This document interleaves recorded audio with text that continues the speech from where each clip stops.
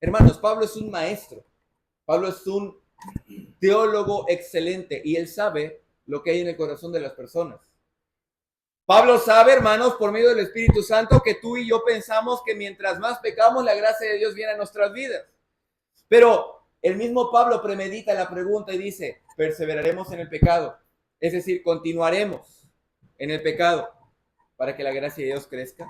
Dicho de otra manera, escucha esto, por causa de que Dios da gracia enviando a Cristo por mis muchos pecados, yo debo continuar, arengar, seguir, perseverar en pecado con el fin de que la gracia abunde. Esa es la pregunta de Pablo. Eso es el centro de nuestro mensaje del día de hoy. Dicho sea de paso, queridos hermanos, muchas pseudo iglesias, dije pseudo iglesias, no que sean iglesias verdaderas, tienen este concepto erróneo. ¿Qué concepto, hermano? De que la gracia crece cuando soy más pecador. Y socavan la escritura. Y lo santo del evangelio queda por los suelos. Pensando que Dios tuvo misericordia cuando hubo mucho pecado, entonces vamos a hacer lo que querramos, porque al fin de cuentas, la gracia de Dios es tan grande que a pesar que soy pecador, el Señor me la envía. Por eso es que el día de hoy vemos pseudo iglesias con libertinaje, permitiendo actos de inmoralidad en la iglesia, mientras los católicos permiten en sus sacramentos que entre todo tipo de gente, no importándole si son creyentes o si tienen vidas piadosas, mientras otras pseudoiglesias donde los pastores y líderes son corruptos, libertinos y navegan con la siguiente bandera: la gracia de Dios me protege. ¿Sí estás conmigo, hermano? ¿Por qué? Porque tenemos un entendimiento erróneo de lo que es la gracia de Dios. La gracia, hermanos, es inmerecida. Pero algunas personas creen que como es inmerecida, entonces Dios me la va a dar porque no la merezco, porque soy pecador. Y por eso es que hoy tenemos en los púlpitos pastores en adulterio, diáconos viviendo una doble vida, porque la gracia de Dios es grande. Increíble. Porque han distorsionado la gracia. Y es lo mismo, hermanos, que dice Judas, y todavía estamos en introducción. Judas 4, acompáñenme ahí, por favor. Judas 4.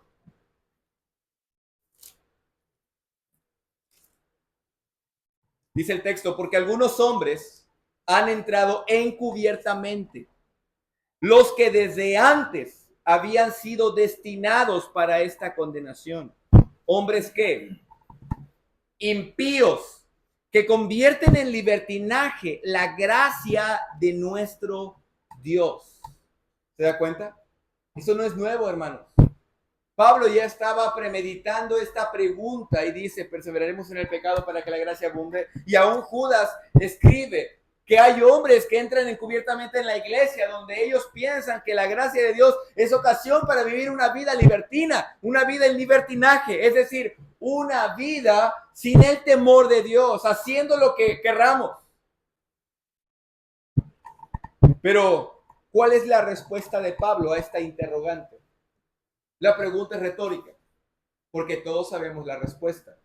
¿Perseveraremos en el pecado para que la gracia abunde? Y todos decimos, en ninguna manera. Ahora, esta palabra en ninguna manera es tan interesante. Yo podría pasarla y darle vuelta a la página, pero considera estas tres palabras: en ninguna manera. Es decir, si hubiere alguna manera, no existe la posibilidad de que andes en pecado.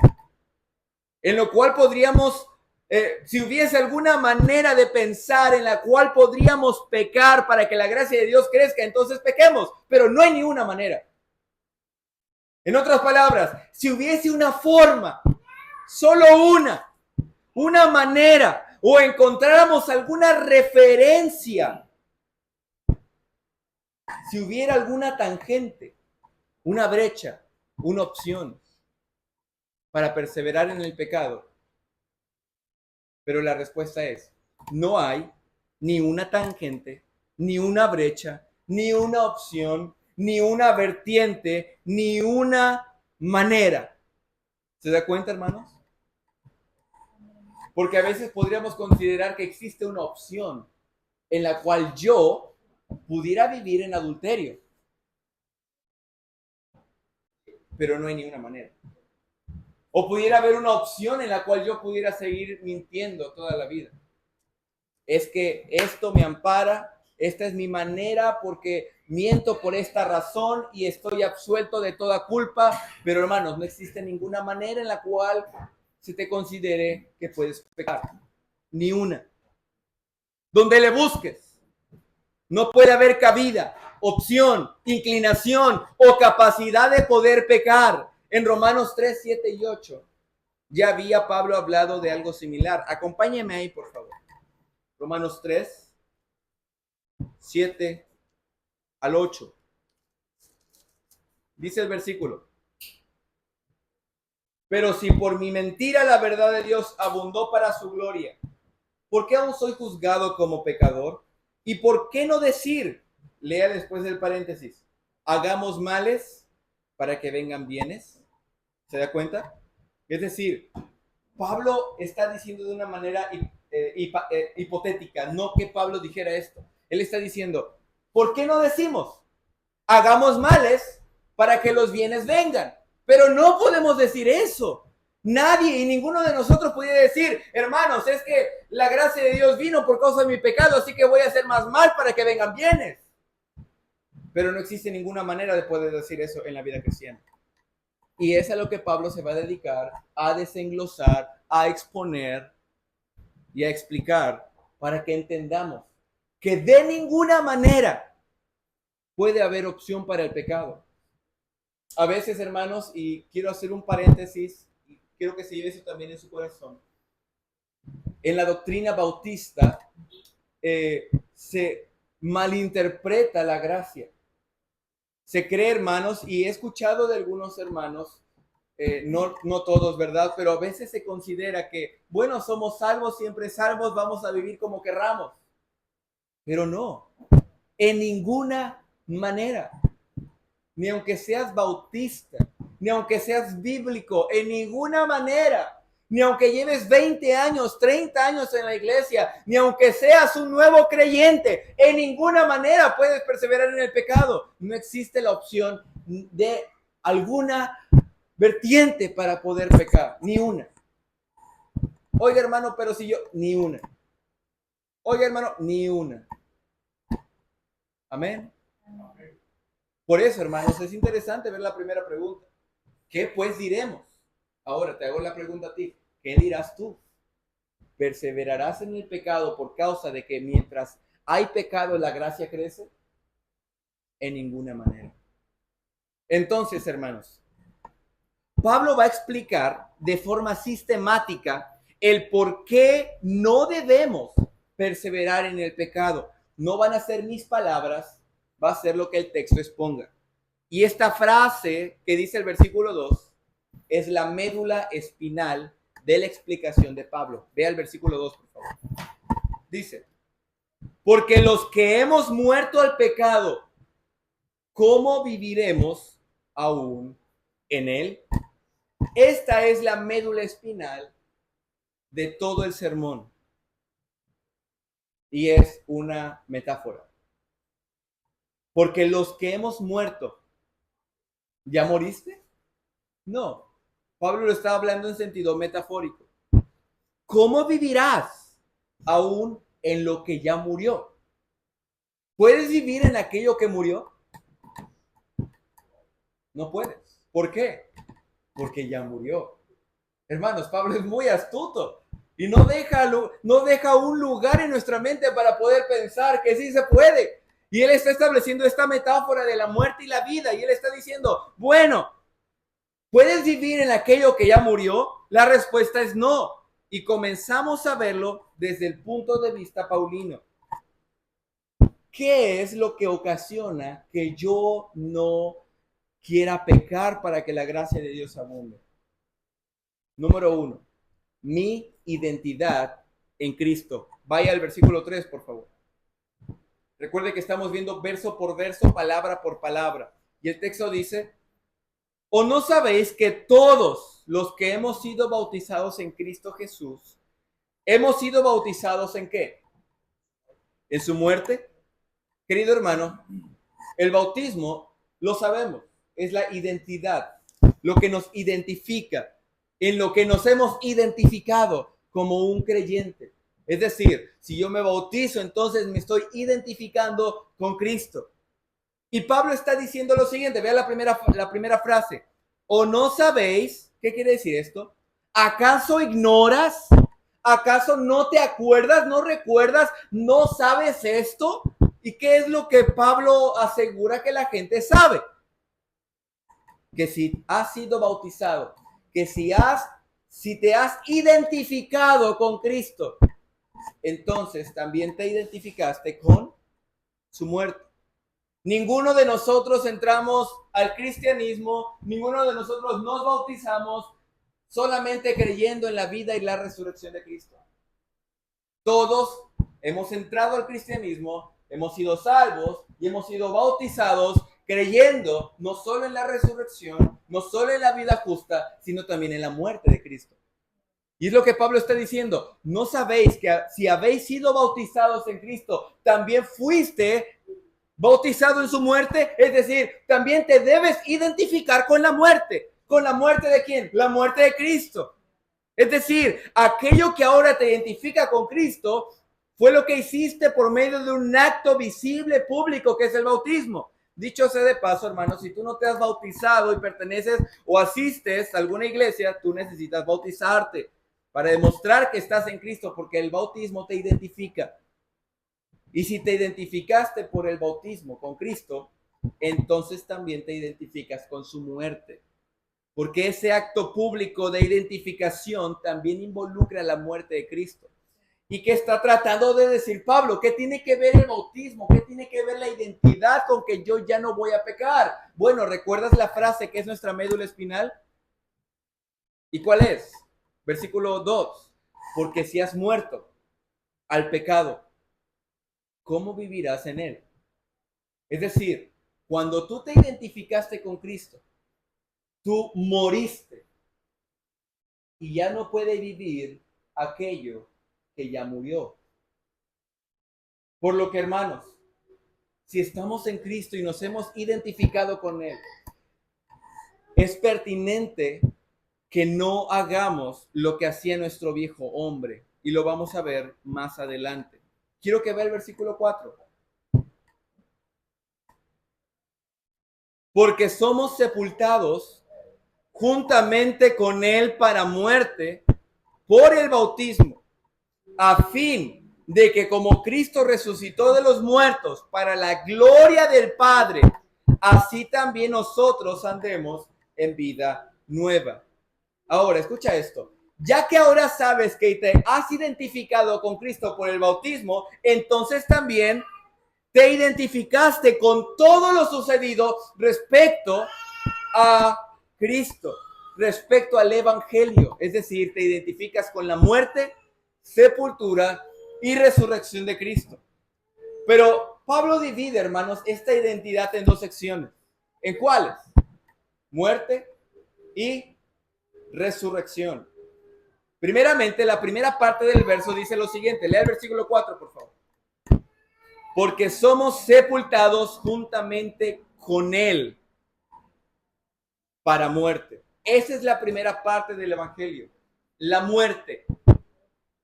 Tienes que vivir como si tu hombre ya estuviera muerto, crucificado, sepultado, enterrado. Nota importante, hermanos, la muerte de Cristo no tiene como objetivo que tu viejo hombre quede sepultado y ya. Ese no es el propósito de la muerte de Cristo. Otra vez, el propósito de la muerte de Cristo no tiene como objetivo que si tú te identificas con Él, simplemente mueras a tu viejo hombre y ya. Ese no es el absoluto de la muerte de Cristo, sino que Cristo te da algo mucho más valioso que una vida temporal, y es una vida eterna. Pues el texto dice, mira aquí, dice, a fin, es decir, el objetivo de que tú mueras con Cristo, la meta de que tú mueres con Cristo, el propósito, el fin de que tú hayas muerto con Cristo, ¿cuál es? Dice el versículo 6, que como Cristo resucitó de los muertos, así también tú vivas en novedad de vida. Hermanos, la muerte de Cristo tiene un fin en tu vida. La manera en la cual tú te has identificado con Cristo tiene un fin, y es que tú andes en vida nueva. Existe una reacción a la muerte de Cristo, y la reacción es que tú goces de la vida que Cristo tiene. Seas semejante a Él, vivas con Él y seas como Él es. Como dice, hermanos, Juan, hijitos, aún no se ha manifestado lo que hemos de ser, pero sabemos que cuando Él apareciere seremos semejantes a Él, porque le veremos tal y como Él es. De modo, hermanos, que yo me identifico por el bautismo, y si yo me he identificado con Cristo por medio del bautismo, entonces he dicho que he creído en la muerte de Cristo, a la misma manera me he considerado como muerto, porque he muerto con Cristo. Y si mi viejo hombre ha muerto, ¿cómo viviré en ese hombre? No puedo, porque ya murió. Yo sé que eso es un trabalenguas, pero esa es la manera exponencial de Pablo de persuadir al hombre y al creyente a no continuar en el pecado. Ahora, ¿recuerdas que te dije que Pablo divide en dos, en esta porción, el evangelio en la muerte y en la resurrección? Ahora ve la segunda parte del texto. Así como Cristo resucitó de los muertos, así también nosotros andemos en vida nueva. Primero te habló de la muerte, que te identificas con la muerte de Cristo, y luego ahora te va a hablar que te identificas con la resurrección de Cristo. ¿Te das cuenta? Son dos cosas distintas, la muerte y la resurrección. Es decir, si te identificas con Cristo, también te identificas con la resurrección. Y otra vez, hermanos, nadie entró al cristianismo diciendo, yo he creído solo en la muerte, pero no creo en la resurrección. Nadie puede decir eso. Si tú entraste al cristianismo, creíste en Cristo, fuiste salvo, te bautizaste, entonces te identificas con la muerte, la sepultura y la resurrección de Cristo. Pero si te identificas con la resurrección de Cristo, también te identificas con la vida nueva que tiene nuestro Cristo. Ve el versículo 6. Así como Cristo resucitó de los muertos, así también ustedes, nosotros, andemos en vida nueva. Hermano, nos identificamos completamente con Cristo, tanto en su muerte, donde el hombre natural ha muerto, el hombre carnal ha muerto, pero también me identifico en la resurrección, donde cuando Cristo resucitó, comenzó una nueva manera, una nueva vida en el Espíritu, y ahora tú y yo también nos identificamos con esa nueva vida en el Espíritu. Por eso es tan interesante, hermanos, identificarnos con el Señor. Un creyente vive una vida distinta a la que vivía, porque ha muerto y ha resucitado. Amén. Un creyente vive una vida tan distinta porque es como si fuera otra persona. Porque la persona pasada murió. Es otro hombre ahora. Ha nacido de nuevo. Sigue teniendo el mismo rostro, el mismo nombre, el mismo apellido, los mismos hijos, los mismos padres, los mismos hermanos. Sigue teniendo el mismo cabello, la misma casa, el mismo coche. Pero ahora este hombre, sus deseos están cautivados a una nueva naturaleza, porque ha muerto su pasado hombre y ahora vive en Cristo. Tiene una nueva vida porque se identifica con la nueva vida que Cristo tiene, gozando, estando sentado en lugares celestiales con Cristo. Tiene una nueva vida. Es lo mismo que dice 2 Corintios 5:17. De modo que si alguno está en Cristo, nueva criatura es. Las cosas viejas pasaron. ¿Por qué? Porque el viejo hombre murió. Y ahora aquí todas son hechas nuevas. Como dice el himno de Renacido estoy. ¿Alguien se lo sabe, hermanos? Este himno dice: ya renacido estoy. Es decir, he vivido ahora en otra persona. Tengo una nueva, estoy renacido. Y luego dice: por la cruz de Jesús renacido estoy de la noche a la luz. Yo era hijo de maldad y ahora vivo en su verdad. Gloria a Dios, a mi Dios, renacido estoy. Hermanos, hemos renacido. Hemos vuelto a vivir. Como te decía la semana pasada, como Jesús le dijo a Nicodemo, es necesario que nazcas de nuevo. Lo que es nacido de la carne, carne es, pero lo que es nacido del Espíritu es. Tenemos una nueva naturaleza. Ahora bien, no quiero dejar ningún cabo suelto. Hay una frase que nos falta por exponer. Cristo resucitó de los muertos. ¿Por causa de quién? ¿Qué dice el versículo, hermanos? Léelo, por favor. Porque somos sepultados con él, versículo 4, para muerte por el bautismo, a fin de que como Cristo resucitó de los muertos por la gloria del Padre. Hermano, y no quiero dejar este cabo suelto. Quiero que te lleves todas las palabras en tu mente. ¿Qué significa que Cristo resucitó por la gloria del Padre? Otras versiones dicen por el poder de Dios. Hermanos, si Cristo fue resucitado por el Padre, mediante el Padre o a través del Padre, que estas tres palabras sinónimas es lo que también pudiera traducir realmente la versión en el griego koiné. Es decir, si Cristo fue resucitado por, mediante o a través del Padre, yo también fui resucitado por, mediante y a través del poder de Dios.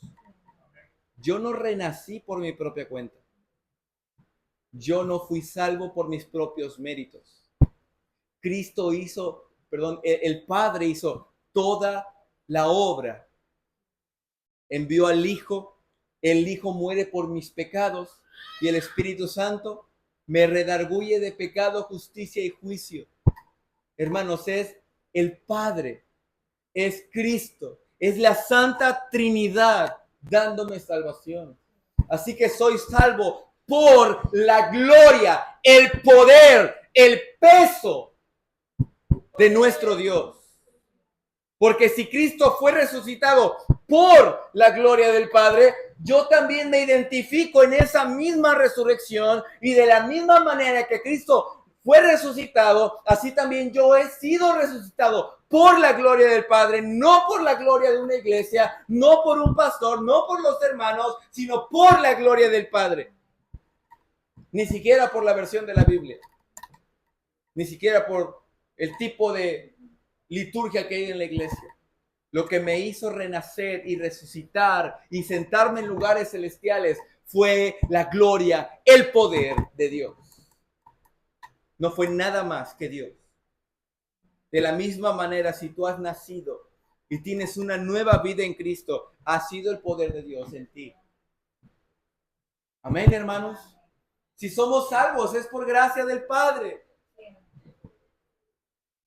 No es por causa de que de alguna manera entendiste y luego te arrepentiste, aunque eso proviene después de que el Señor te ha regenerado. Pero, hermano, primeramente es el Padre que te iluminó, te llevó a sus pies. Nadie viene a mí si el Padre no lo manda.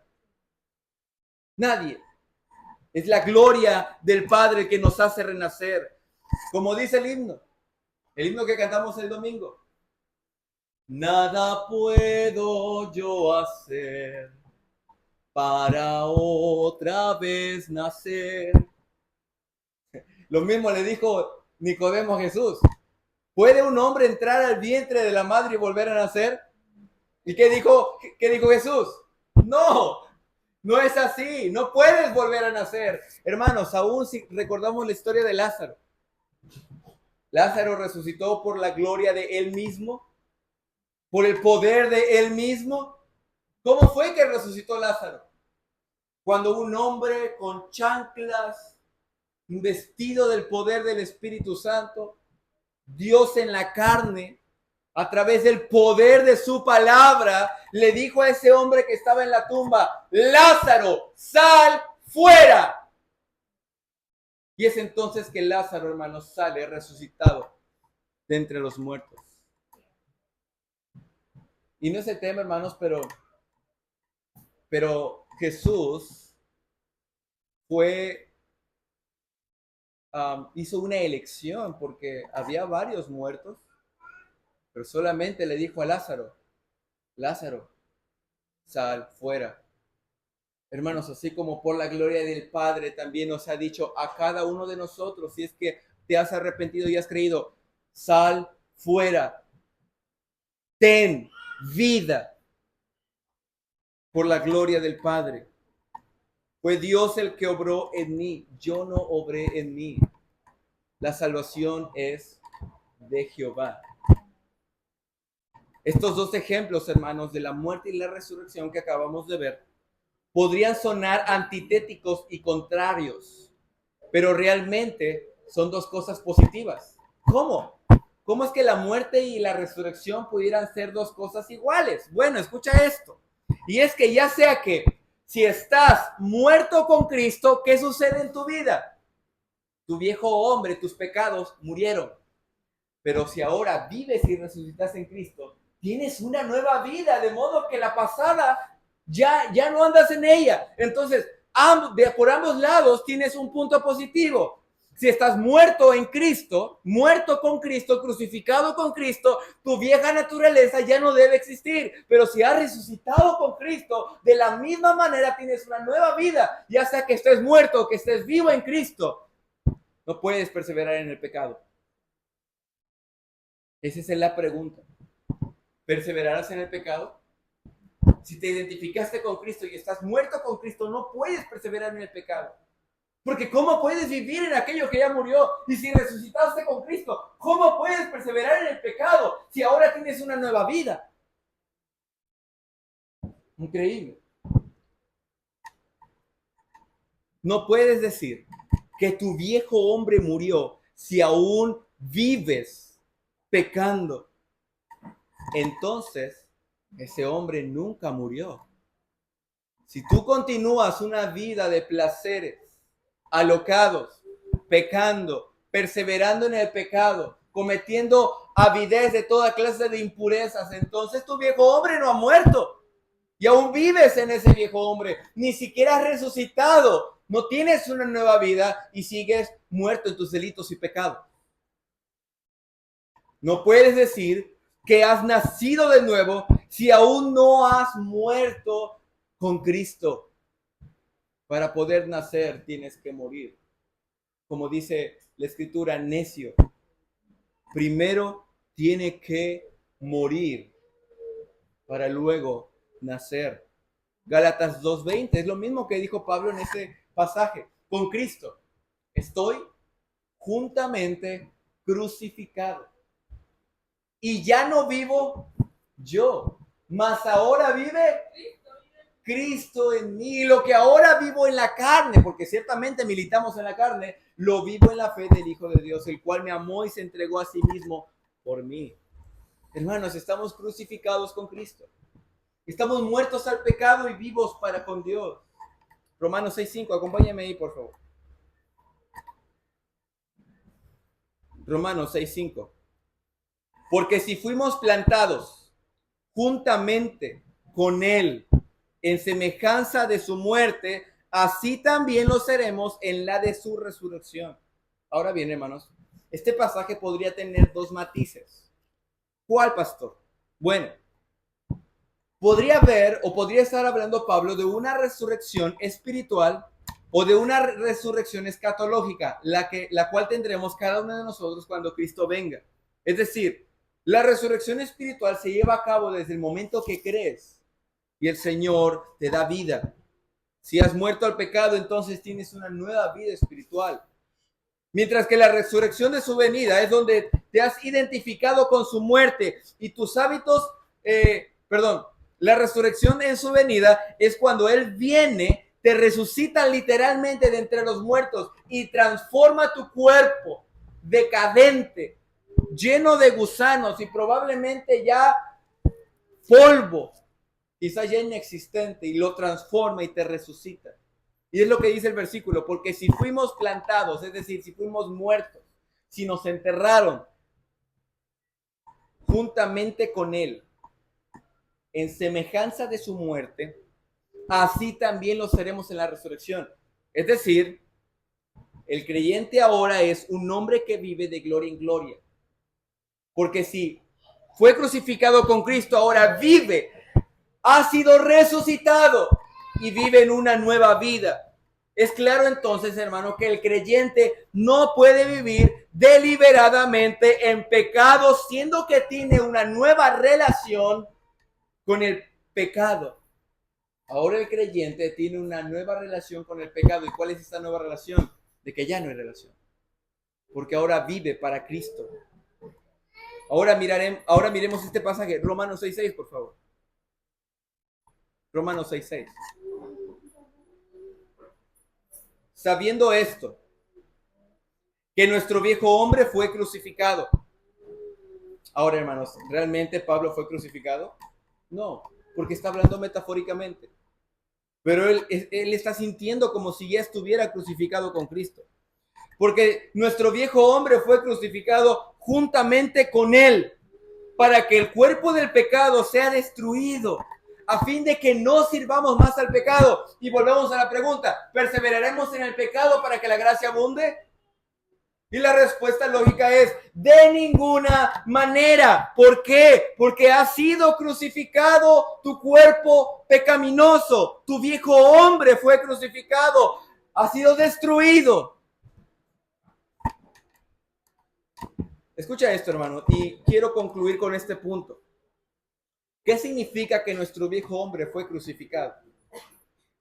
Ya hace un par de semanas hablamos de algo similar y quiero recordártelo porque es un pasaje muy ilustrativo. Vaya por favor a 2 Corintios 5:14. Es lo mismo que está diciendo Pablo en Romanos 6, pero de una manera distinta.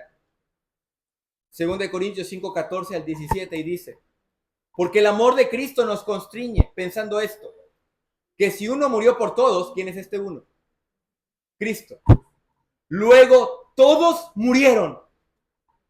Es decir, todos morimos. ¿Por qué? Porque el amor de Cristo nos constriñe de que si Cristo murió por todos, entonces todos morimos juntamente con Él. Versículo siguiente. Y por todos murió, es decir, por la iglesia, por todos los corintios, por todos los que a los que les escribe la carta. Para los que viven, ya no vivan para sí. Hermanos, esta vida ya no nos pertenece. Ya no vivimos para nosotros, sino para aquel que murió y resucitó por ellos. Versículo 16. De manera que, y fíjese cómo, y eso es lo ilustrativo que te decía de lo que dice Pablo, de manera que nosotros de aquí en adelante a nadie conocemos, según la carne. Alto ahí, Pablo. ¿Me estás diciendo que se te borró la memoria? ¿Ahora tienes Alzheimer? ¿Ahora se te reseteó el cassette? Bueno, Pablo lo mira de esta manera. Por causa de que ahora vivo en Cristo, mi viejo hombre que conocía a fulanito, a menganito y a las muchas personas, ya no conoce a nadie porque ese hombre murió. Pablo ha muerto de tal manera que todo lo que conocía ya no lo conocía. Porque es como si ya no viviera ese hombre. Y luego dice, y si a Cristo conocimos según la carne, ya no le conocemos así. De modo que si alguno está en Cristo, nueva criatura es. Y es lo mismo que dice Pablo en Romanos capítulo 6, versículo 6.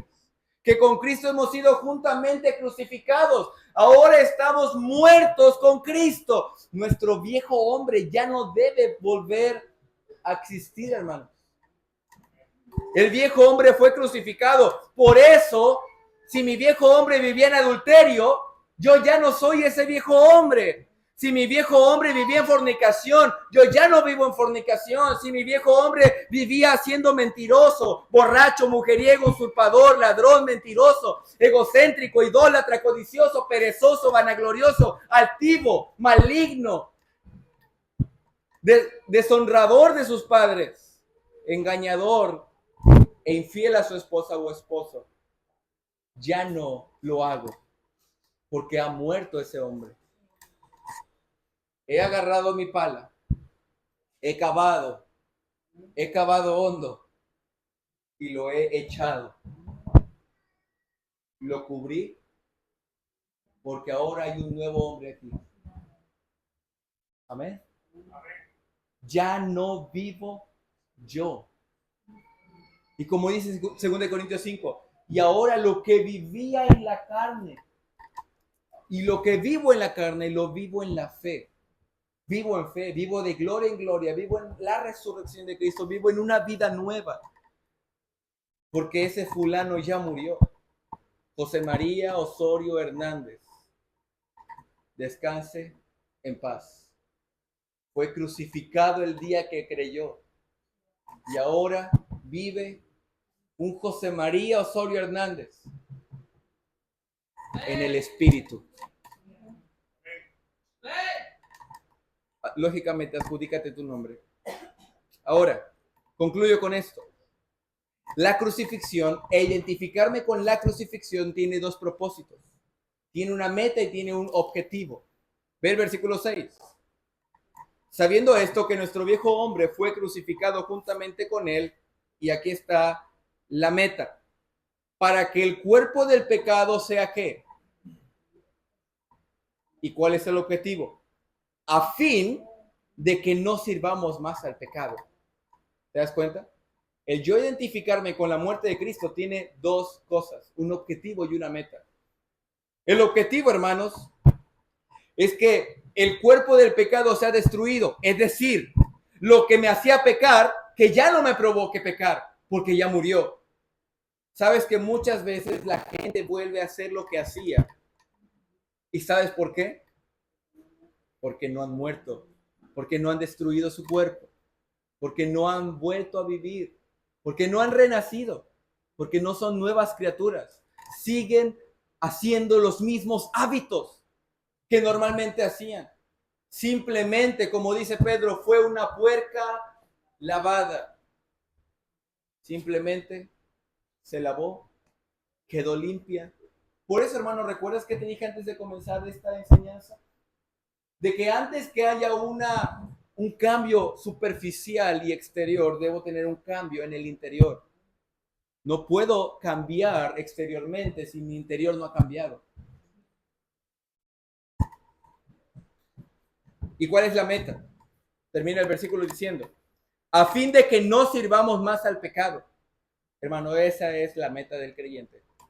Vivir una vida agradándole a Dios. El creyente no se deleita en vivir y servir al pecado. Hermanos, el creyente ahora vive para Cristo, sirve a Cristo. Sus cuerpos, sus miembros ahora son entregados para servir a la justicia. Ya no es el mismo. Amén, hermanos. Ahora, por eso, hermanos, si quiero hacer algo práctico, no que no lo hagamos, pero mira, cuando alguien me dice, oiga, hermano, es que fulano está haciendo esto y esto, primero voy a orar por su salvación, si es que realmente es creyente.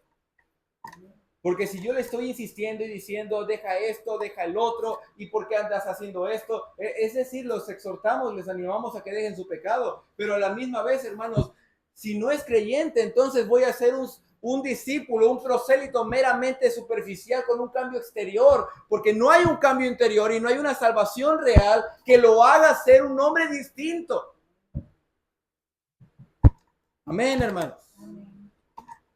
Porque si este hombre, esta persona, este personaje o esta mujer no tienen el deseo ni el más mínimo deseo de someter su carne y crucificar su carne, entonces está por demás que yo lo limpie por fuera.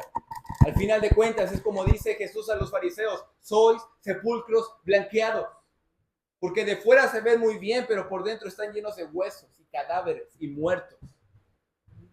Amén. Algunos textos paralelos. Vea por favor Efesios 4:22. En cuanto a la pasada manera de vivir, despojaos del viejo José María, del viejo hombre, que está viciado conforme a los deseos engañosos. Vaya a Colosenses 3:9, ese es otro pasaje paralelo. Colosenses 3:9.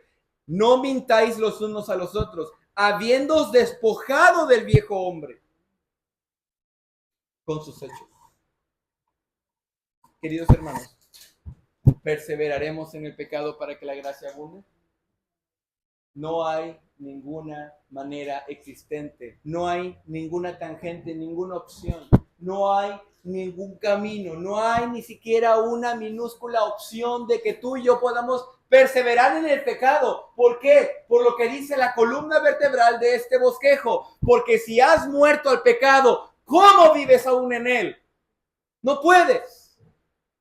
Es paradójico, incongruente, irrelevante. No puedes.